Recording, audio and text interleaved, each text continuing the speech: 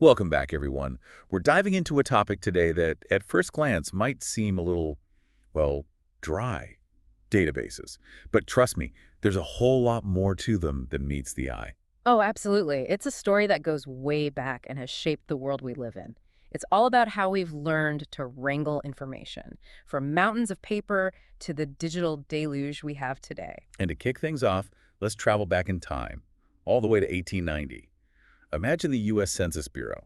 They're facing a massive problem, a mountain of data from a booming population, millions of handwritten census forms. It was a logistical nightmare. Can you imagine trying to process all that data by hand? Oh, that sounds overwhelming. So how do they handle it?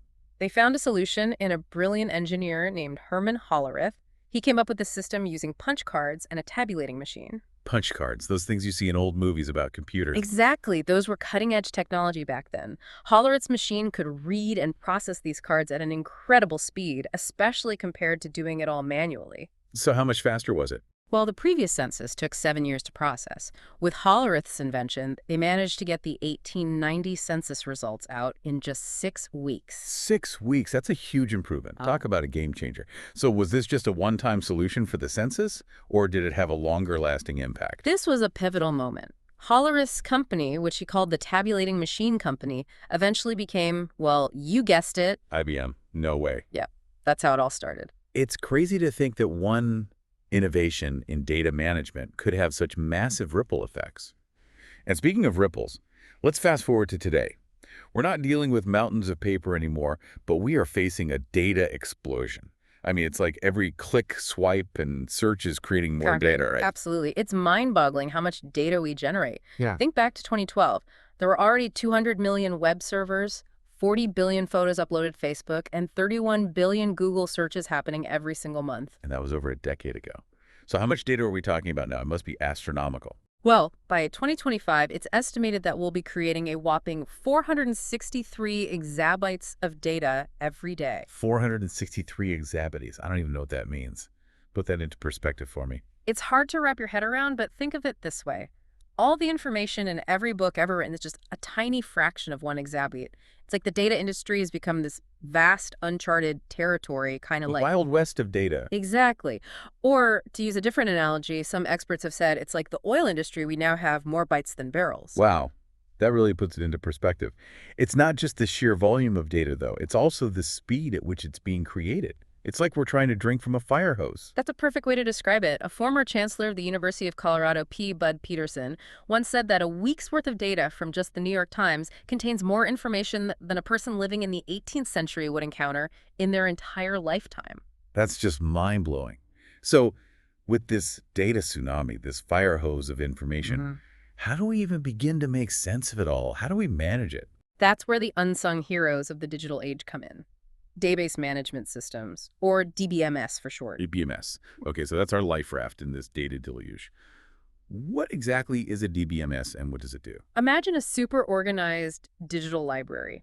That's what a DBMS is. It stores data in a way that makes it easy to find what you need, update information, and analyze it. So instead of those towering stacks of paper, we have these digital libraries keeping everything neat and tidy. Precisely. A well-designed database is kind of like a blueprint of a real-world entity.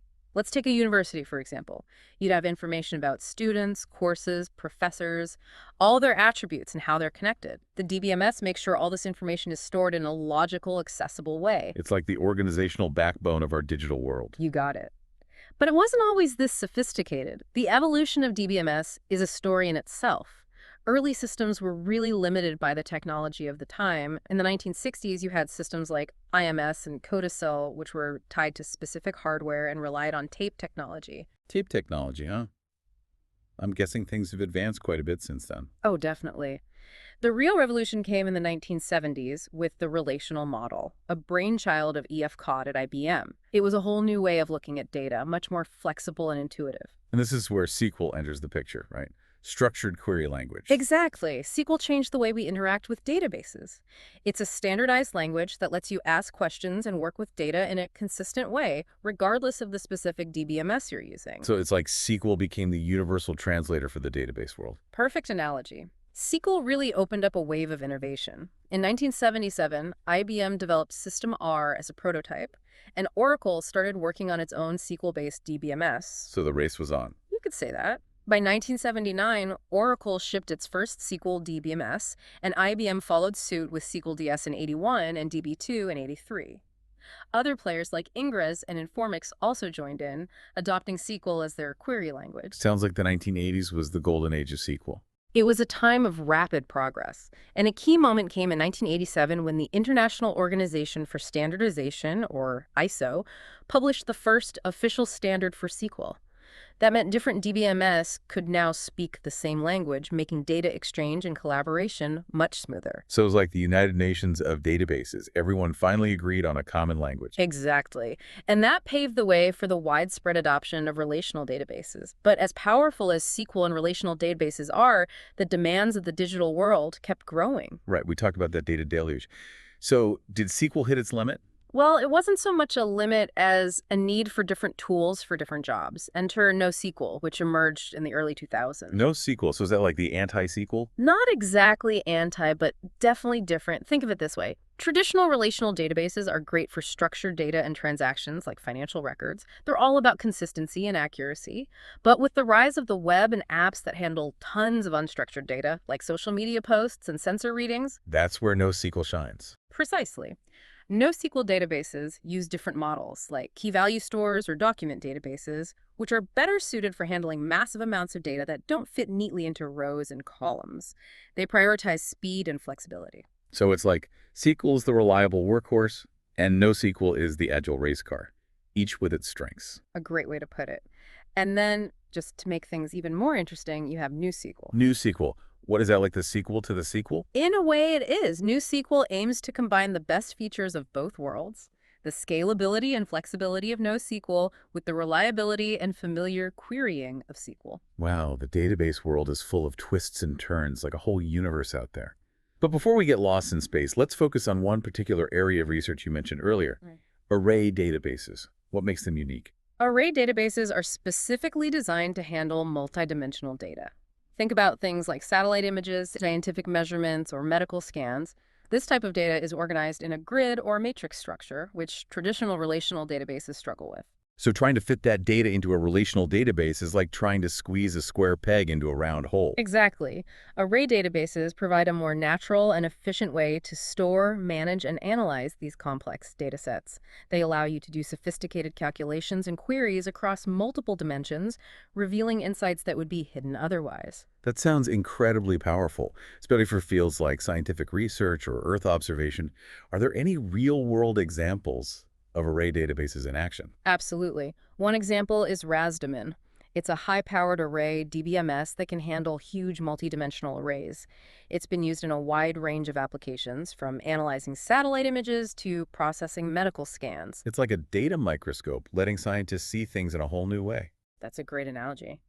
And then you have EarthServer, a really ambitious project that uses array database technology to create a global hub for Earth science data. Imagine having access to petabytes of satellite imagery, climate data, and other Earth observations all in one place, seamlessly integrated and easy to access.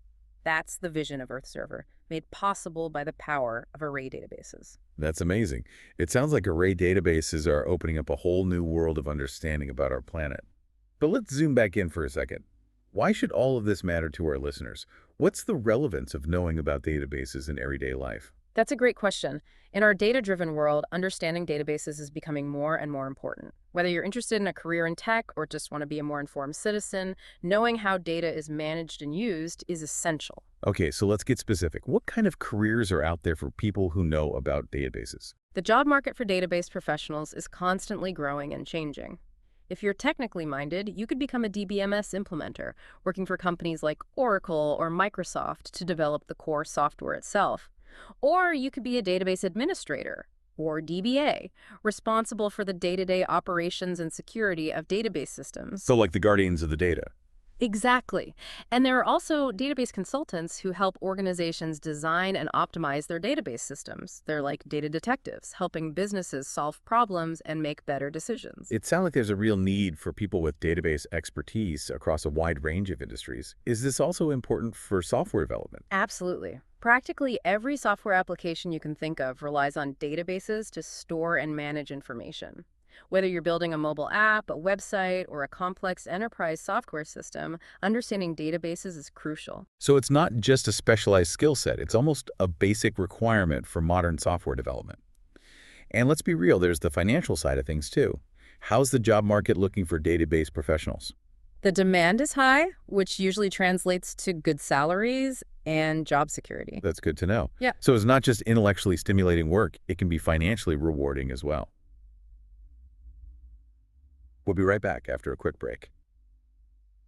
It really is amazing to see how something as seemingly abstract as database management can have such a real-world impact on our lives and careers. But when you think about how much our world relies on data these days, it makes perfect sense. Absolutely. From the apps we use to the systems that power our businesses and governments' databases are the invisible engines driving our digital world. And as the volume and complexity of data continue to grow, the need for skilled database professionals will only increase. So for anyone listening who might be intrigued by this field, what advice would you give them? Where's a good place to start if they want to learn more about databases? There are many paths you could take. A great starting point is to learn the fundamentals of SQL. It's the most widely used database language and a valuable skill for anyone working with data. There are tons of online resources and tutorials available to get you started. SQL is like the foundation of the database world. So mastering it opens up a lot of doors. What other advice would you give to aspiring database gurus? Don't be afraid to get hands-on. Experiment with different database systems. Try building your own simple databases and explore the vast array of tools and resources available online. The best way to learn is by doing. I love that advice. Jump in and start experimenting. It's like learning to swim. You can read all the books you want, but you won't truly understand it until you get in the water. Exactly. And as you dive deeper, you might find yourself drawn to a particular area of specialization, whether it's database design, administration, performance tuning, or even data science. The database world is vast and full of exciting possibilities. So it's not just about crunching numbers, it's about unlocking insights, solving problems, and shaping the future of how we interact with information. That's pretty inspiring, isn't it? Absolutely. And as we wrap up our deep dive into databases, I think it's important to remember that this field is about more than just technology. It's also about people. The decisions we make about how we collect, store, and use data can have a real impact. That's a great point. As we become increasingly reliant on data, it's important to be mindful of how it's used. I couldn't agree more. Hmm. As we move towards a future shaped by artificial intelligence, machine learning, and big data analytics, the choices we make about data management will have far-reaching consequences. It's a future filled with both tremendous potential and significant challenges. Okay, so as we wrap up this deep dive, let's leave our listener with something to think about.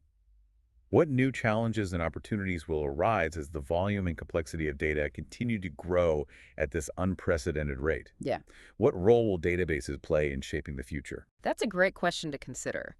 Will we be able to use the power of data for good, or will we fall into potential traps?